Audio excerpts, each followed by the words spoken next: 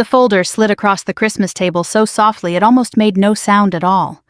Daniel's mother pushed it with 2 fingers right between the dish of candied yams and the basket of dinner rolls, as if she were offering me something polite. Her smile stayed in place, neat and cold. "We think this is best," she said, "before the wedding moves forward." For a second, nobody moved. The lights on the tree in the corner blinked red gold, red gold. Somewhere in the kitchen, a timer ticked. Daniel looked down at his plate. His father folded his hands like this was a business meeting instead of Christmas dinner. His sister took a sip of wine and tried not to look interested. I rested my hand on the folder but did not open it right away. Even before I saw the title on the first page, I knew what it was. A contract. Not the kind people use when they want fairness, the kind they use when they want to remind you where they think you belong. By then, I had spent nearly 20 years in the Marine Corps. I had stood in rooms where generals made decisions that carried the weight of life and death. I had buried good men. I had written letters to families. I had learned how power worked, and more important, how small people acted when they believed someone else had none. Still sitting at that Christmas table in my oldest wool coat, I felt something sharper than anger. Not because of the paper. Because Daniel had known. I could see it in the way he would not lift his eyes. That was the moment. That was the night. That was the second I understood that before I married this man, I needed to decide whether love was enough when courage was missing. But that was not where the story began. It began 3 weeks earlier on a gray December morning with Daniel standing in my kitchen holding a mug of coffee and smiling at me like the world was still simple. "I want you to come to Christmas dinner," he said. "My parents are finally ready to meet you properly." I was standing at the counter in stocking feet reading an early briefing packet before heading to base. The townhouse I owned in a quiet neighborhood outside Quantico was warm, plain, and tidy. No expensive art, no dramatic furniture, no sign to an ordinary eye that the woman living there earned a solid military salary and carried a rank most men twice her age never reached. I kept my life that way on purpose. Daniel thought I worked in an administrative office connected to the base. He had never said the word clerk with disrespect. In fact, he always said it kindly, as though he admired that I was steady and unpretentious. He believed I handled paperwork reports, scheduling, something small, something quiet. I had let him believe that. Not because I enjoyed deceit, I did not. But after years of being saluted, deferred to, studied, and judged by rank, I had grown hungry for the one thing authority never seemed to bring me: unguarded affection. I wanted one person in my life who saw me before he saw the stars on my collar. So I had never corrected him. I was 38 years old, a major general in the United States Marine Corps with responsibilities that would have startled him if he had known them all. My monthly pay was a little over $18,000 before taxes and deductions. I had my own home, my own retirement, my own investments, and enough savings that I could have walked away from the service tomorrow and lived modestly for the rest of my life.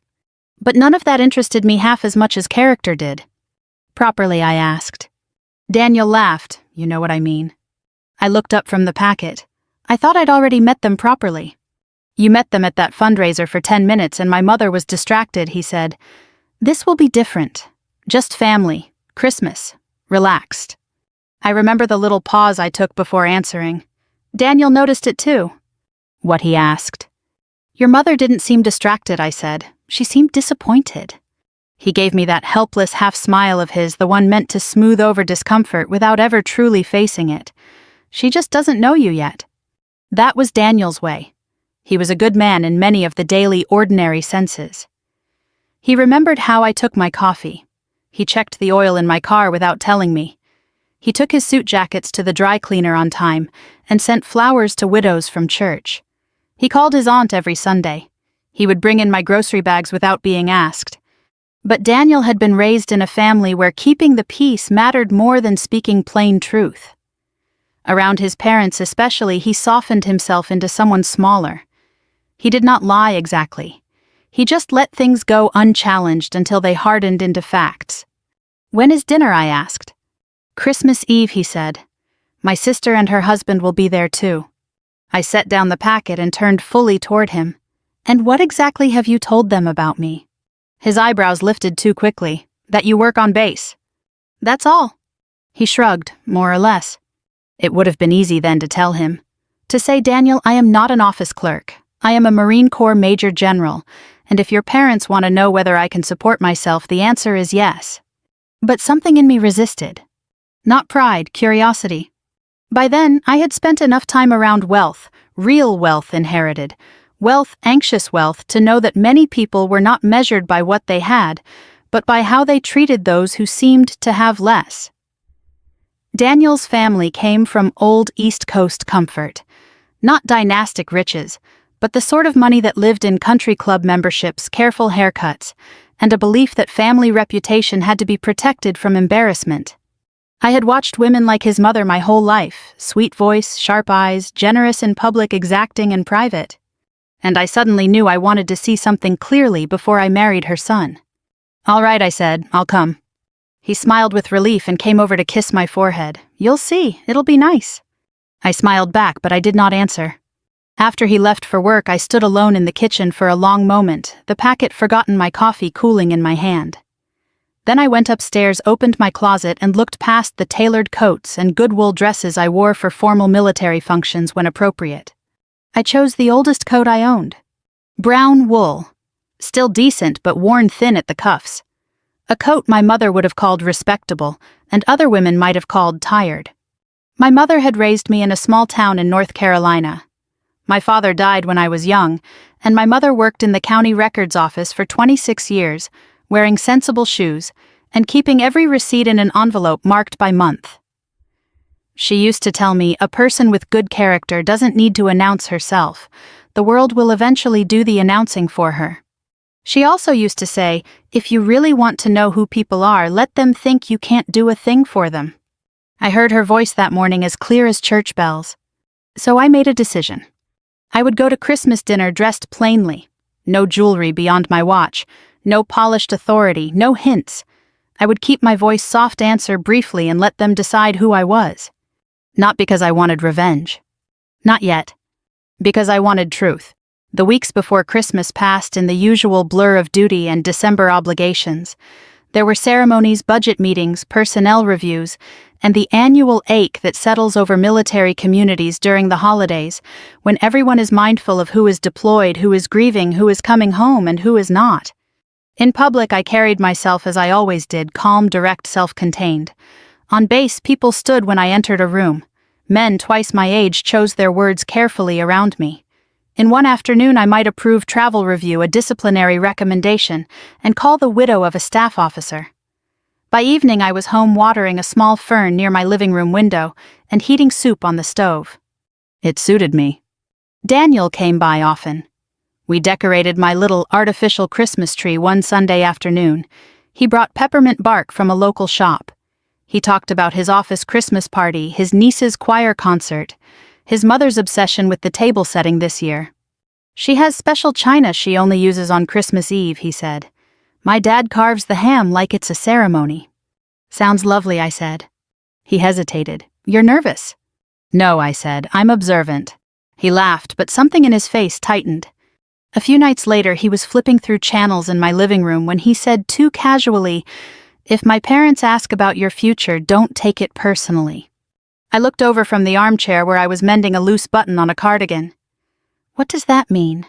You know, they're practical people. Practical about what? He shifted. Marriage, finances, stability. I threaded the needle slowly. Daniel, do your parents think I'm unstable? No, he sat up. Not unstable, just they like to know where things stand.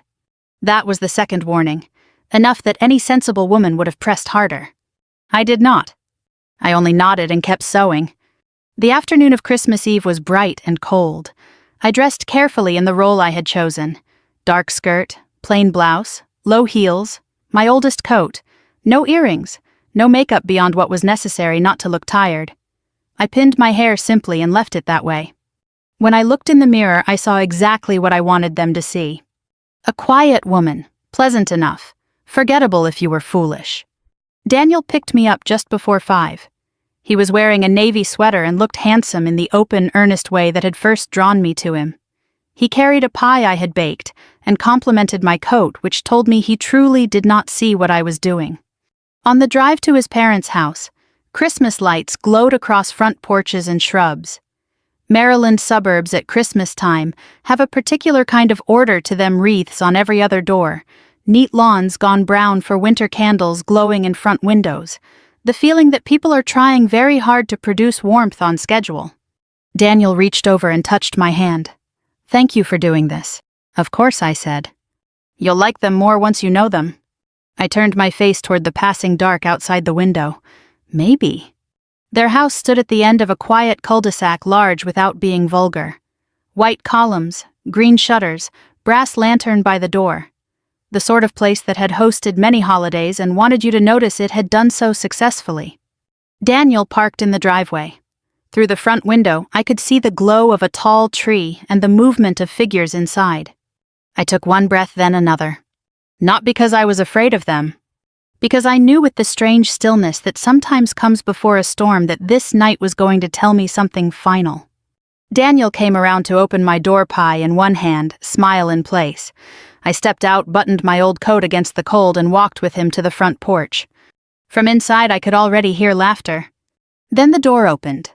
The woman who opened the door smiled the way people do when they've already made up their mind. "Daniel," she said warmly, leaning in to kiss his cheek. Then her eyes moved to me, quick and measuring. "And this must be... you." Her voice lingered on the last word just a fraction too long. "Mom, this is Daniel," began. "I remember," she said, cutting him off gently. "We met briefly." She stepped aside to let us in. The house was exactly what I expected: polished hardwood floors, a tall Christmas tree dressed in gold and glass, the faint scent of cinnamon and baked ham in the air. Everything was arranged just so the way people arrange a life they want others to admire. "Take your coat," she said, reaching for mine.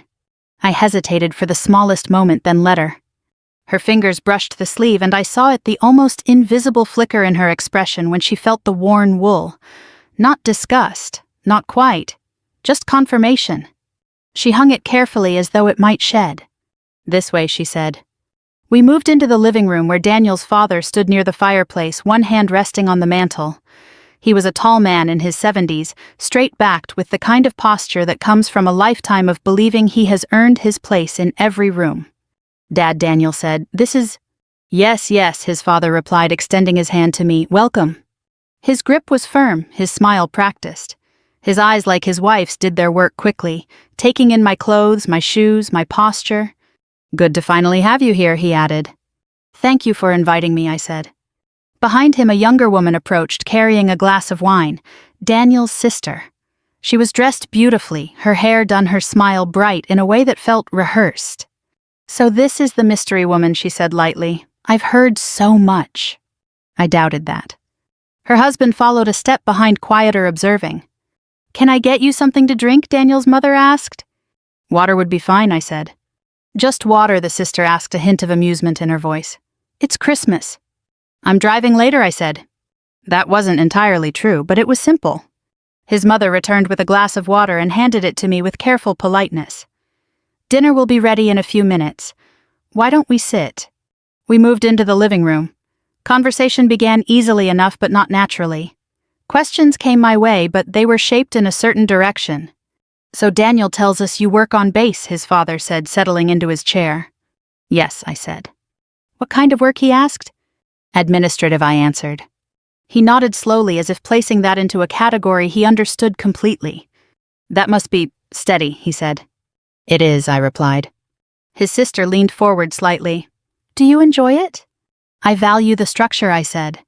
That seemed to satisfy her, or at least confirm whatever she had already decided. Daniel tried to keep the conversation moving. He talked about work, about a project he was finishing, about a trip they might take in the spring. His mother listened, smiling at him, nodding her attention warm and full when it rested on her son. When it returned to me, it cooled. "And your family?" she asked. "My mother passed a few years ago," I said. "I don't have any siblings." "Oh," she said softly, tilting her head. "That must be difficult." "It was," I said. There was a pause, not of sympathy, of recalibration. Less family, less support, less structure? His father cleared his throat. "Well, it's good you have Daniel now." I took a sip of water. Yes, I said evenly. It is. Dinner was announced a moment later and we moved into the dining room. The table was set beautifully. White china with a delicate gold rim. Crystal glasses. Cloth napkins folded just so. A centerpiece of pine branches and candles. It was the kind of table my mother would have admired and then quietly worried about scratching. We took our seats. Daniel sat beside me, his parents across, his sister and her husband at either end. The meal began with grace. His father bowed his head and gave thanks for family, for blessings for the year behind and the year ahead. His words were sincere, practiced, and complete. When he finished, everyone lifted their heads. Please, his mother said, eat. The food was good, very good. Ham glazed perfectly, sweet potatoes rich and soft, green beans with almonds, rolls warm and light, everything prepared with care. But the conversation never settled. So his mother said after a few minutes, turning to me again, "Do you plan to continue working after the wedding?" "Yes," I said. "In the same position?" she asked. "For now," I replied. She nodded, exchanging a brief glance with her husband. "I only ask," she continued, "because Daniel has worked very hard to build a certain lifestyle. Stability is important." "I agree," I said. His sister smiled faintly. "Of course, sometimes priorities shift after marriage." "Sometimes," I said. Daniel shifted beside me. I could feel the tension in his arm. "They're just trying to get to know you," he murmured quietly. "I understand," I said. His father set down his fork. "And what about long-term plans?" he asked. "Savings, retirement, those sorts of things." "I have a plan," I said. He smiled thinly. "I'm sure you do. It's just that, well, these things matter more when two people are building a life together." "Yes," I said again, "they do." There it was. Not outright insult, not yet. But the steady shaping of a narrative. A woman with modest means, limited prospects, a potential risk. Daniel tried to shift the subject again, but his mother brought it back. "We've seen situations before," she said, her tone gentle but firm, "where intentions are good, but differences in background can create complications." I looked at her. "What kind of complications?" "Oh," she said lightly, "expectations, financial habits, responsibilities." "And how those are shared," his father added. I folded my hands in my lap. "Shared how?" His mother smiled, equitably. The word hung in the air. Daniel cleared his throat. "Mom, it's a reasonable conversation," she said. "Yes," I said calmly, "it is." And then it happened. His father leaned back slightly. His mother reached beside her chair. The room quieted in a way that had nothing to do with the food. She placed a folder on the table, and with 2 fingers she slid it toward me. "We think this is best," she said, "before the wedding moves forward." This time I did not wait. I opened it. The first page was exactly what I expected. A prenuptial agreement. But as I read, I saw more than legal language. I saw assumptions. That I would contribute little, that I might depend, that I might take, that I needed to be managed before I could become part of their family. I read each line carefully. No one spoke. When I reached the end of the first page, I turned it. There were notes in the margin, in his mother's handwriting. Important, must discuss before venue deposit. I closed the folder slowly, and only then did I look up. Daniel was staring at his plate. He hadn't said a word. I rested my hands lightly on the table, and for the first time that evening I allowed a small silence to settle. Not the silence of discomfort. The silence of understanding. They thought this was about money. They thought this was about protection. They thought I was the risk. I looked at Daniel, then at his parents, and I realized something with perfect clarity. This was not the moment I had been invited into their family. This was the moment they had decided who I was allowed to be. They had just made their move. They had no idea they had just chosen the wrong woman. I let the silence sit a moment longer than most people would have. Long enough for discomfort to settle into the room. Long enough for each of them to wonder how I would react. Then I placed my fingertips lightly on the edge of the folder and said very calmly, "When was this drafted?" Daniel's mother straightened a fraction, a few weeks ago. I turned my eyes to Daniel. "You knew about it." He swallowed. "We talked about it. I didn't think." "You didn't think I should be told I asked?" "It's not like that," he said quickly. "I just didn't want to upset you before the holidays." His father leaned forward slightly. There's no need to make this adversarial. This is simply a precaution. Standard, really. Standard for whom, I asked. For families in our position, he said. I nodded once as if that answered something. And what position is that, I asked? His sister shifted in her seat. Dad just means people who have something to protect. I see, I said. I opened the folder again, flipping back to the first page. And you believe I do not? No one answered that directly. Daniel's mother offered a soft, measured smile. We don't know enough about your financial situation. That's exactly the point. These things are best clarified ahead of time. Clarified, I repeated.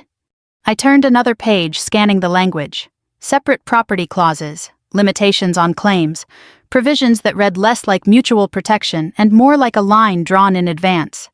And who drafted this, I asked. Our family attorney, his father said. For both parties, I asked. A pause. Well, he said our attorney prepared the initial document. You would of course be free to have your own counsel review it. Of course, I said quietly. I closed the folder again and rested my hands on top of it. Daniel reached for his water glass and took a sip he didn't seem to need. His hand trembled just slightly. It's not personal, he said. They would ask this of anyone. I turned my head slowly and looked at him. Would you? I asked. He hesitated. That's not fair, he said. No, I agreed, it isn't. His mother leaned in, her tone still gentle but firmer now. We are not accusing you of anything. We are simply being responsible. Marriage is not just emotional, it is practical. I agree, I said. Her smile returned, relieved. Then you understand. I understand that you believe you are being practical, I said. What I am still trying to understand is what exactly you believe you are protecting your son from. The words landed more directly than anything I had said so far. His father's expression tightened. From complications, he said, from misunderstandings, from situations that become difficult to unwind later. Difficult for whom, I asked. For everyone involved, he replied. I nodded again as though this were a conversation I was taking seriously. Because I slid the folder a few inches back toward myself, not rejecting it, not accepting it, simply holding it in place. And Daniel, I said, turning back to him, you agreed to this. I didn't agree, he said quickly. I just didn't stop it. That's the same thing, I said. He flinched slightly, like a man who has just realized the weight of a small decision. I let the silence return just for a breath. Then I asked very evenly, what is the current value of Daniel's trust? The question shifted the air in the room immediately. His father blinked. I'm sorry. You mentioned protection, I said. I assume that includes existing assets. So I'm asking, what is the current value of his trust? Daniel's sister gave a short, surprised laugh. That's a little direct, don't you think? I'm being practical, I said. His father's mouth tightened. That's not something we discuss casually. And yet you are asking me to sign a legal document that would affect my future based on that information, I said. So I don't see how it can remain undisclosed. No one spoke for a moment. I continued, my tone unchanged. Is the house in Daniel's name or held in a family trust? That's not relevant, his father said. It is if we are discussing marital property, I replied. Daniel shifted in his chair. We don't need to go into all that tonight. We don't, I asked. His mother stepped in quickly. This is exactly why we wanted to have this conversation early, so that expectations are clear. Clear for whom, I asked again. Her smile thinned. I let my gaze move across the table, taking in each of them in turn. I'm also curious, I said, about Daniel's outstanding liabilities. Daniel's head snapped up. What? You have a credit line connected to the business you started 2 years ago, I said. Is that fully resolved? The color drained from his face. His sister looked at him sharply. What is she talking about? It's nothing, Daniel said quickly. It's handled. Is it? I asked, still calm. His father frowned. How would you know about that? I met his eyes. Because I listen, I said. The room had gone very still now. No one was eating anymore. The tree lights blinked quietly in the corner. Daniel stared at me, something like confusion and fear mixing behind his eyes. Why are you doing this? He asked. I considered that for a moment. Because you asked me to take this seriously, I said. His mother set her fork down carefully. This feels unnecessary. Does it? I asked. Yes, she said. We are trying to approach this in a respectful, structured way. And I am responding in the same way I said. Her expression hardened just a fraction. You are being defensive, she said. I am being thorough, I replied. His father leaned back in his chair, studying me now with a different kind of attention. What exactly do you do on base, he asked. There it was. Not curiosity. Recalculation. I held his gaze. More than filing paperwork, I said. Daniel let out a quiet breath. Can we just slow down for a second? No, I said gently. I don't think we should. He looked at me startled. Because this moment matters, I continued. And if we move past it too quickly, we'll pretend it didn't happen the way it actually did. His mother folded her hands in front of her. We have treated you with respect, she said. I looked at her for a long moment. No, I said quietly, you have treated me with caution. The difference seemed to land. No one spoke. I rested my hand lightly on the folder again. You are not wrong to want clarity, I said. You are not wrong to want fairness. Those are reasonable things. His father's shoulders relaxed slightly as though he thought we were moving toward agreement. But fairness requires information, I continued, on both sides. I slid the folder a little farther back toward the center of the table. And right now, I said, you don't have mine. Daniel's mother frowned. Then perhaps this is the time to share it. I looked at her. Then at Daniel. And in that moment I understood something with absolute certainty. They still believed this conversation was happening on their terms. They still believed they were setting the conditions. They still believed I was the one who needed to prove something. I took a slow breath. And for the first time that evening I allowed myself to consider what would happen next. Not as a reaction, as a decision. I straightened slightly in my chair, and I said very calmly, All right, I said again a little more firmly this time so there would be no misunderstanding. I folded my hands neatly on top of the contract. If we're going to have a serious conversation about fairness, then we should do it properly. Daniel's mother nodded once relieved as if she believed I was finally stepping into the role she had prepared for me. Yes, she said, that's exactly what we're asking. I looked at Daniel first. Before I answer anything else, I said I need to understand something. He met my eyes uneasy. Okay. Why didn't you stop this, I asked. He swallowed. I told you I didn't want to cause a scene. A scene, I repeated quietly. I thought if we just got through dinner we could talk about it later, privately, without all this. All this, I said, glancing at the folder, was already decided. The only thing you postponed was telling me. He didn't answer. I let that settle between us. Then I turned to his parents. You said you want clarity, I continued, so let me offer you some. I sat back slightly in my chair, not in defiance, but in composure. I am 38 years old, I said. I have supported myself since I was 18. I do not carry personal debt. I own my home. I maintain my own retirement accounts. I do not depend on Daniel for financial stability, and I do not require access to your family's assets to live comfortably. Daniel's sister blinked, surprised. His father's eyes narrowed, reassessing. And as for my work, I added, you are correct that I am on base. I paused just long enough for the weight of that understatement to register. But not in the way you've assumed. Daniel leaned forward slightly. What do you mean? I looked at him. Then I looked at his parents. And I spoke plainly. I am a Major General in the United States Marine Corps. For a moment no one reacted. It was too far outside what they expected. Then his sister let out a short, disbelieving laugh. I'm sorry, what? I am a 2-star general, I said, my voice calm even. I command personnel, oversee operations, and make decisions that carry legal, financial, and human consequences. My responsibilities extend well beyond administrative duties. Daniel stared at me. You're serious, he said. Yes. His mother's expression shifted, confusion giving way to something sharper. That's not something one would hide. I didn't hide it, I said. I simply didn't lead with it. His father leaned forward, studying me in a way he hadn't before. If that's true, he said slowly, then why? Why am I sitting here in an old coat I finished for him? He didn't answer. I gave him the courtesy of finishing the thought anyway. Because I wanted to know how you would treat someone you believed had nothing to offer you. The words settled into the room like a stone dropped into still water. Daniel looked at me as if he were seeing me for the first time. You never told me, he said quietly. No, I agreed I didn't. Why, he asked. I held his gaze. Because I wanted one relationship in my life that wasn't shaped by rank, I said. I wanted to know if I could be known as a person before I was known as a title. His mother shook her head slightly. This feels misleading. Does it? I asked. Yes, she said. You allowed us to believe something that wasn't true. I allowed you to believe something you never questioned, I replied. His father sat back slowly. And now, he asked. Now, I said, we're having the conversation you wanted, with all the information on the table. I lifted the folder again, tapping it lightly. This document, I continued, is not inherently unreasonable.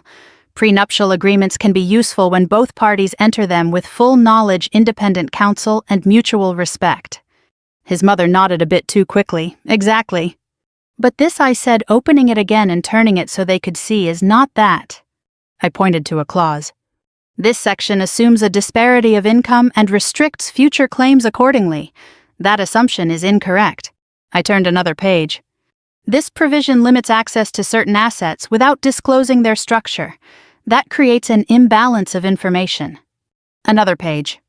And this language here, I added, tapping the margin note, is not legal at all. It's personal. It reflects a concern about character rather than a concern about assets. Daniel's sister shifted uncomfortably. His father frowned. Our attorney drafted that. Your attorney drafted a document based on your perspective, I said, not on a full understanding of both parties involved. And what would you suggest, he asked. I would suggest, I said calmly, that if we are to discuss a legal agreement, it should be drafted by separate counsel with full disclosure from both sides and with terms that protect each party equally. His mother's lips pressed into a thin line.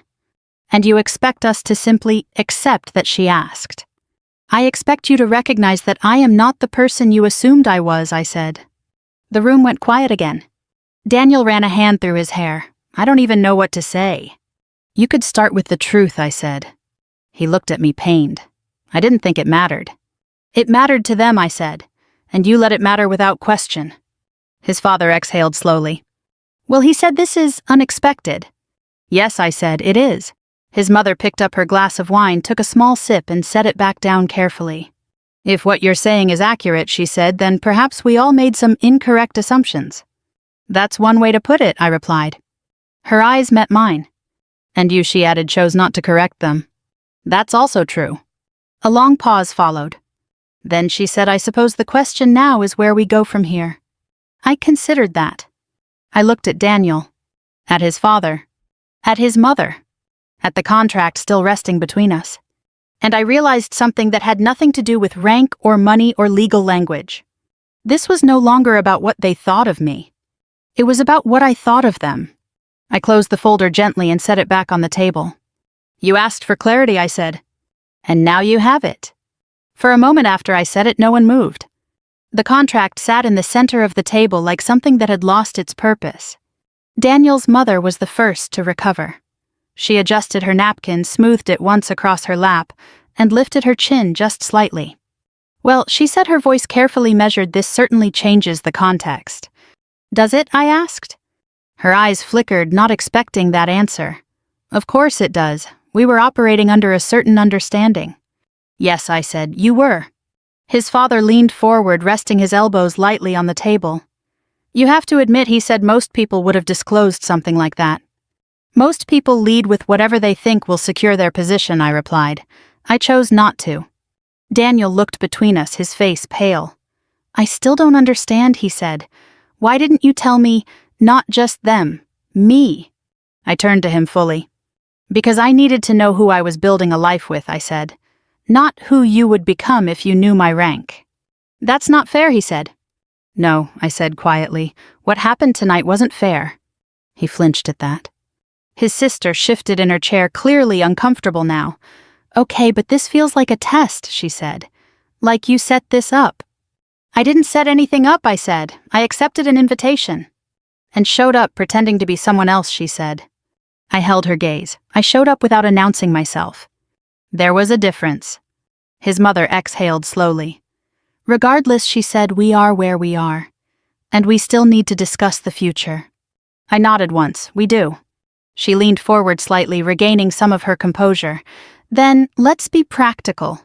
If you truly are in the position you claim, then you understand the importance of structure. Agreements, boundaries. I do, I said. Then you must also understand that families like ours are not unique, I said, gently cutting her off.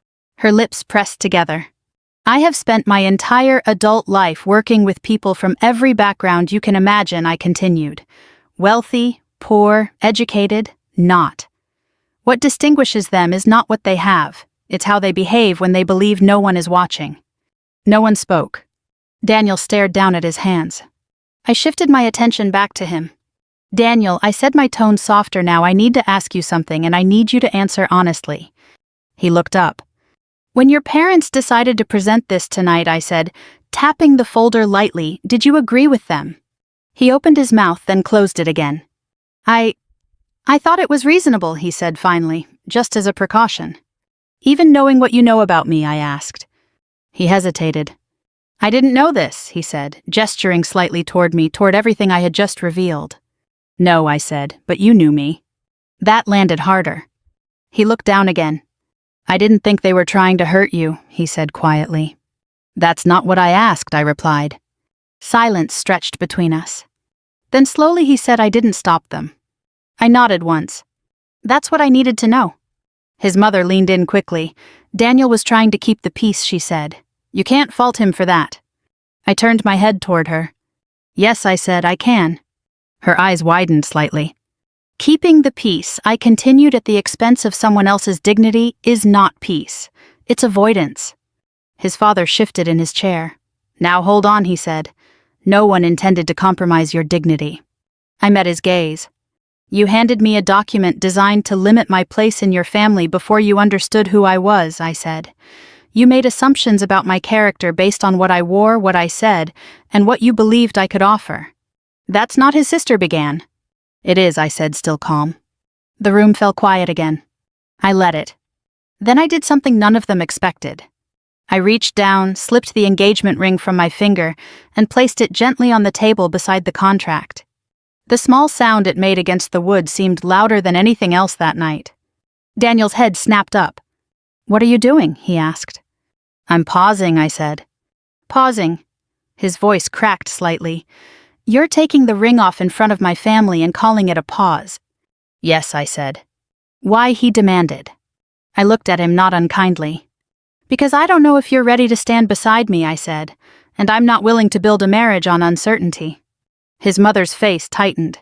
This is an overreaction, she said. No, I replied, it's a decision. His father leaned forward, his voice firmer now. You're going to walk away from an engagement over a conversation. I'm stepping back, I corrected him, because of what that conversation revealed. Daniel shook his head, disbelief and hurt written across his face. You could have told me, he said again. And you could have trusted me, I said. That was the truth at the center of it. Not the contract. Not the dinner. Trust. I stood slowly, smoothing my skirt. Thank you for the meal, I said to his parents, my voice steady. It was very well prepared. His mother stared at me, speechless now. I picked up my coat from the chair where it had been placed earlier. The worn wool felt heavier in my hands than it had when I arrived. Before I turned to leave, I looked at Daniel one last time. I meant what I said, I told him. This isn't the end, but it's not the beginning anymore either. He didn't move. None of them did. I walked to the front door, opened it, and stepped out into the cold December night. The air hit my face sharp and clean. Behind me, I heard the door close. And for the first time that evening, I allowed myself to feel it. Not anger. Not triumph. Loss. Because sometimes the hardest part of seeing people clearly is realizing they're not who you hoped they were. The first few days after Christmas were the quietest I could remember in years. Not the kind of quiet you get after a long day's work when you sit down with a cup of tea and let the world settle. This was a deeper kind, the kind that leaves space for thoughts you've been too busy to face. I went back to base on the morning of the 26th. The routine helped.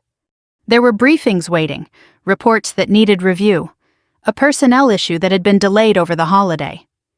In my world, decisions didn't pause because it was Christmas.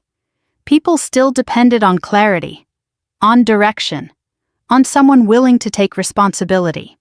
So I stepped back into that role without hesitation. In uniform, everything made sense.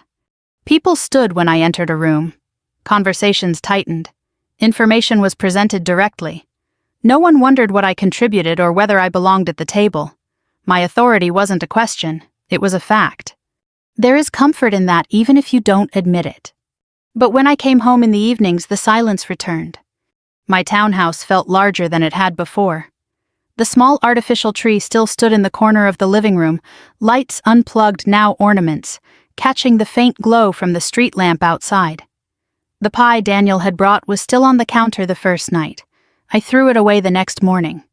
I didn't hear from him right away. That didn't surprise me. Daniel was not a man who rushed into difficult conversations. He approached them the way some people approach cold water, slowly, carefully, hoping to adjust before fully stepping in. On the third day he called. I let it go to voicemail. His message was short. "I'm sorry," he said. "I don't even know where to start, but I'm sorry. Please call me when you're ready." I listened to it once, then I deleted it. Not out of anger. Out of discipline. I had learned over the years that immediate responses often come from emotion, not clarity, and I wanted to understand what I felt before I tried to explain it to him. A week passed. Work filled most of it.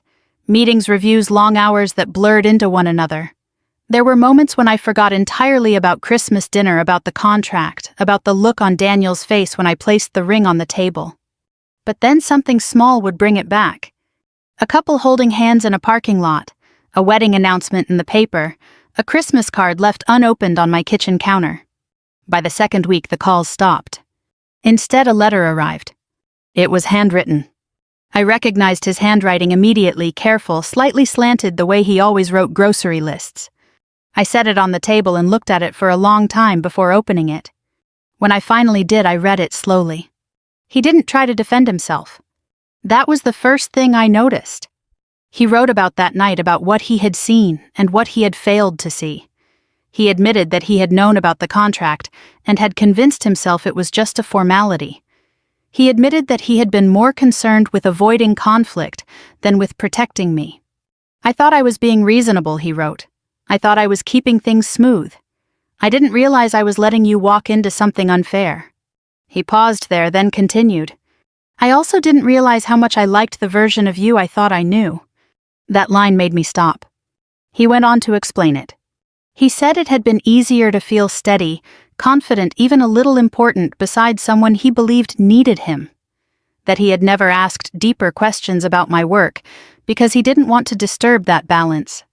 "I'm not proud of that," he wrote, "but it's true." I set the letter down for a moment and stared out the window. There it was. Not just an apology. Understanding. That mattered more than anything he could have said in the first few days. The next letter came 4 days later. This one was shorter. "I've started seeing someone," he wrote, "a counselor. I don't think I know how to handle my parents the way I should. I want to learn." He didn't ask me to come back. He didn't ask me to forgive him. He just told me what he was doing. That mattered too. By the third week, I had 3 letters. Each one a little clearer than the last. He wrote about his childhood, about the way his parents made decisions, about how disagreement was handled, not through open conflict, but through quiet pressure. He wrote about how he had learned to keep peace by stepping aside rather than standing up. "I thought that was maturity," he wrote. "I'm starting to see it was avoidance." I read that line twice. Then I folded the letter carefully and placed it with the others. I didn't respond. Not yet. Around that same time, I received a call I hadn't expected. Daniel's mother. I let it ring once, twice. Then I answered. "Hello." There was a brief pause on the other end. "I hope I'm not interrupting," she said. "You're not," I replied. Another pause. "I wanted to follow up," she said, choosing her words carefully. "About Christmas." "Yes," I said. "I believe things may have been misunderstood," she continued. I leaned back slightly in my chair. "In what way?" I asked. "We were trying to be responsible," she said, "and perhaps the way we approached it was too direct." "Directness wasn't the issue," I said. She hesitated. "What was the issue in your view?" she asked. "Assumption," I said. Silence. Then more quietly, "I see. I wasn't sure she did. I also wanted to say she added that we were not aware of your position. I understand that, I said. And had we known, she continued, we would have handled things differently. I let that sit for a moment. Would you, I asked. She didn't answer right away. I would hope so, she said finally. That was honest in its way. Then perhaps the issue wasn't information I said, it was perspective. Another silence. I suppose, she said slowly, there is some truth in that. We ended the call shortly after. It wasn't an apology. Not yet. But it was movement. The real change came a few days later. A letter arrived from Daniel's father. Typed, not handwritten. Brief. I misjudged you, it read. Not because of what you withheld, but because of what I assumed. That is my responsibility. I regret the way that manifested. No explanations. No excuses. Just that. I read it once. Then I set it aside. It was enough. Not to repair everything, but to acknowledge something had been broken. The following week I called Daniel. We agreed to meet. Not at his parents' house. Not at mine. At a small diner just off the highway. The kind of place where the coffee is always hot, the booths are worn, and no one pays much attention to who you are. It felt right. When I walked in, he was already there. He stood when he saw me. For a moment, neither of us spoke. Then he said quietly, "Thank you for coming." I nodded. And for the first time since Christmas, we sat down across from each other, with nothing between us. He looked thinner. Not in a way most people would notice right away, but I saw it. The lines around his eyes were a little deeper. His shoulders didn't sit as easily as they used to. There was something in his posture less certain, more deliberate. He waited until I had settled into the booth before he sat down again. A waitress came over, poured coffee for both of us without asking, and left us with 2 menus we didn't need. "Thank you for coming," he said again. "You said that already," I replied, not unkindly. "I know," he gave a small, nervous smile. "I just didn't want to assume." "That's new," I said. He nodded. "I'm trying." We let that sit for a moment. Outside, cars moved steadily along the road. Inside, the quiet hum of conversation and clinking dishes created a kind of privacy that didn't feel forced. Around us, older couples leaned toward each other, sharing stories, finishing meals they had probably ordered the same way for years. It grounded the moment. Daniel wrapped his hands around his coffee cup. "I read your face that night," he said. "After the contract, I knew something had changed. I just didn't understand what." "You understand now?" I asked. He nodded slowly. More than I did. Not completely, but enough to know I was wrong. I didn't respond right away. He continued. "I kept telling myself it wasn't a big deal," he said, "that it was just paperwork, that everyone does it." "Everyone doesn't," I said. "I know that now." He paused. "It wasn't the contract, was it?" "No," I said, "it wasn't." "It was me," he said. "It was what you didn't do," I corrected gently. He looked down at the table. "I've been thinking about that," he said. "A lot." I waited. "I always thought I was a good man," he continued, "and in a lot of ways I still think I am. But I've started to realize that being good when things are easy doesn't mean much." "No," I said quietly, "it doesn't." He met my eyes. "I didn't stand up for you," he said. "Not because I didn't care, but because I didn't want to deal with my parents. I told myself I'd fix it later privately, but by then the damage was already done." "Yes," I said. "I'm sorry," he said. I believed him. But belief, I had learned, was not the same as trust. "What have you done since then?" I asked. He seemed relieved by the question, grounded by it. "I've been seeing a counselor," he said, like I wrote, twice a week at first, now once. I nodded. "I didn't realize how much of my life I've spent trying to keep things smooth," he went on. "How much I avoid conflict, especially with my parents." "That's not uncommon," I said. "I know," he replied. "But it's not something I want to keep doing." He took a breath. "I met with a lawyer too," he added. "Not my parents' attorney, my own." That caught my attention.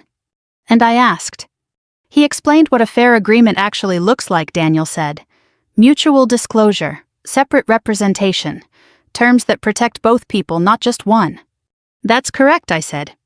I didn't know that he admitted, I just assumed my parents did. "Assumption seems to run in your family," I said. He gave a small, rueful smile. "Yeah, I've noticed." We sat quietly for a moment, both of us absorbing what had been said. Finally, he looked at me again. "I'm not asking you to come back," he said. "Not yet. I know I don't have that right." I appreciated that. "I just wanted you to know I'm working on it," he continued. "On myself, on how I handle things, on how I show up." I studied him. He wasn't trying to persuade me. He wasn't trying to charm his way back into place. He was simply telling the truth as he understood it. That was new. "What about your parents?" I asked. He exhaled slowly. "That's been harder," he said. "But I've started setting boundaries." "In what way?" "I told them I wouldn't discuss our relationship unless you were present," he said. "And that if we ever move forward again, decisions like that," he nodded toward the invisible memory of the contract, "won't happen without both of us involved from the beginning."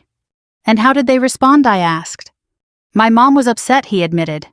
"My dad didn't say much at first. But he wrote you that letter." "I received it," I said. He nodded. "He doesn't apologize easily," Daniel said. "That was a lot for him." "I know," I said. We fell into another quiet. The waitress came back, refilled our coffee, and asked if we wanted anything else. We both shook our heads. When she left, Daniel spoke again. "I don't expect you to trust me right now," he said. "I just want the chance to become someone you can trust again." I let that sit between us. Outside, a truck passed its headlights, sweeping briefly across the window. "Trust isn't something you ask for," I said finally. "It's something you build." "I know," he said. "And it takes time," I added. "I have time," he replied. I looked at him for a long moment. There was no certainty in what I felt. No clear answer. But there was something else. Possibility. "I'm not ready to decide anything today," I said. "I understand," he said. "But I am willing to keep talking," I continued. Relief moved across his face, quiet but unmistakable. "Thank you," he said. I nodded once. We finished our coffee in a more comfortable silence than before. When we stood to leave, he didn't reach for my hand. He didn't try to close the distance. He simply walked beside me to the door. Outside, the air was cold again, though not as sharp as it had been on Christmas Eve. We stood there for a moment. "Same place next week?" he asked. "Yes," I said. He smiled, small and genuine. "I'll be here," he said. "I know," I replied. And as I walked to my car, I realized something I hadn't allowed myself to consider before. Not that everything would be easy. Not that everything would be fixed. But that sometimes people can learn. If this story made you pause even for a moment and think about how we treat others when we believe they have nothing to offer, then it's already done something meaningful. If you've ever been underestimated, or if you've ever realized you underestimated someone else, you're not alone. Stories like this remind us that respect isn't earned through titles or wealth, it's revealed through behavior. If this resonated with you, consider sharing it with someone who might need that reminder today. And if you'd like to hear more stories about quiet strength, second chances, and the kind of truth that changes people slowly, you're always welcome here.